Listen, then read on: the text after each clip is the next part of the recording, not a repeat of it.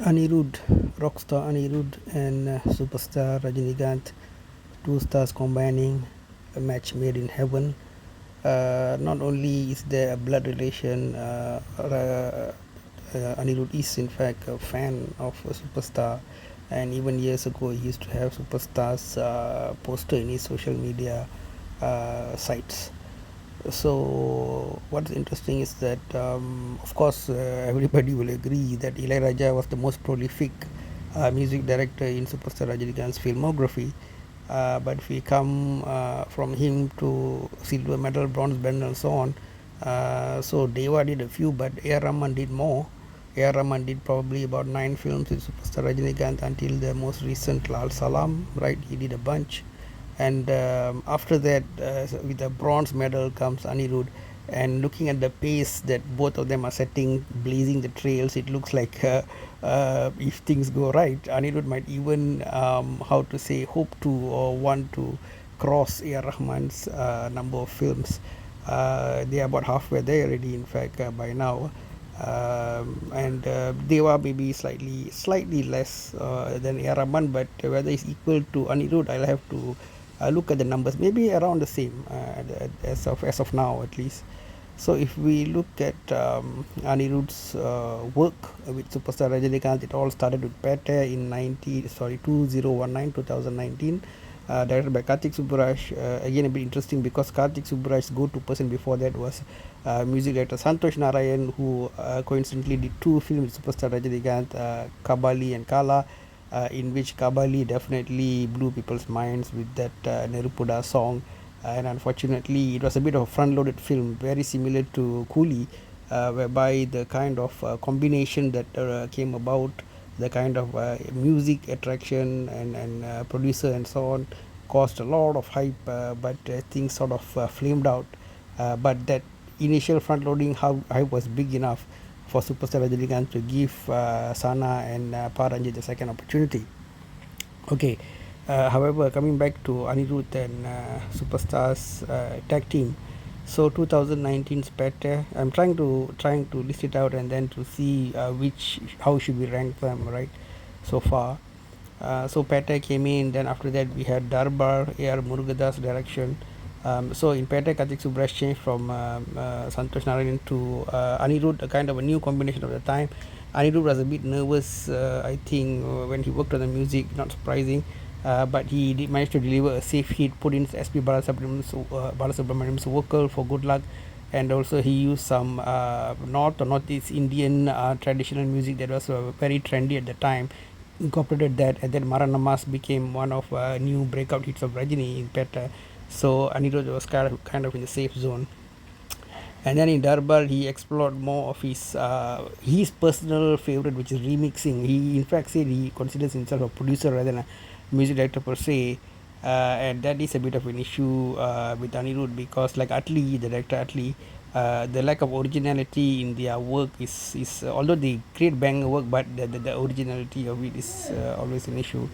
However, he in Darbar he explored a bit more of the remixing, and the Annamalai song remix sung by the she-males at the station where Rajini has a fight. That one was quite talked about in the film Darbar. Okay, and after that, and subsequently the very interesting film Jailer. Everybody, please thank actor Joseph Vijay, our favorite Nepo kid, disciplined boy who, although he in his chase of his goals, he is willing to sacrifice anybody, whether it is a father, whether it is his wife, whether it is his own hero, so Superstar Rajinikanth or whatever. He is a man committed to his goal. He want to reach the top of Hollywood. He was already circling around that until sort of Jailer happened, and he was labeled allegedly by, this was Vijay fans claim, labeled to be a crow, not an eagle that soars at the top. And all the other terms, Anil, this, that, and so on and so forth. So that battle between Superstar and Vijay, will put that aside. But still, the fans have to thank Vijay for triggering that latent. Because everybody in the mood like, okay, maybe Superstar should slowly retire. We'll just watch a few nice movies and slowly go away. and as even Vijay's hardcore supporters of that Wale Picture social media group put it, even people in ICU and elderly folk who couldn't walk decide to get their bodies out and move to the theaters. It's like they live it up, you know. As we always say, Rajinikanth, when he was young, he brought a voice, fighting power to those youths who were dark skinned and didn't comb their hair properly and smoked and drank, from outcasts into the kind of we also can move forward in life.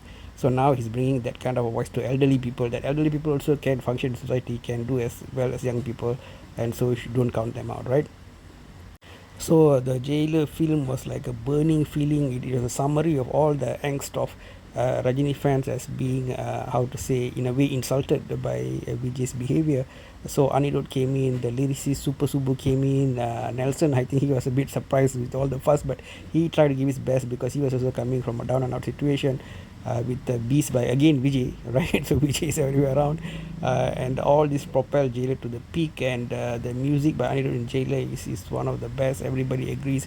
Hukum song is such an anthem for superstar, and so among Rajini's and Ani's collaboration, that really stands out at the cream of it. All right.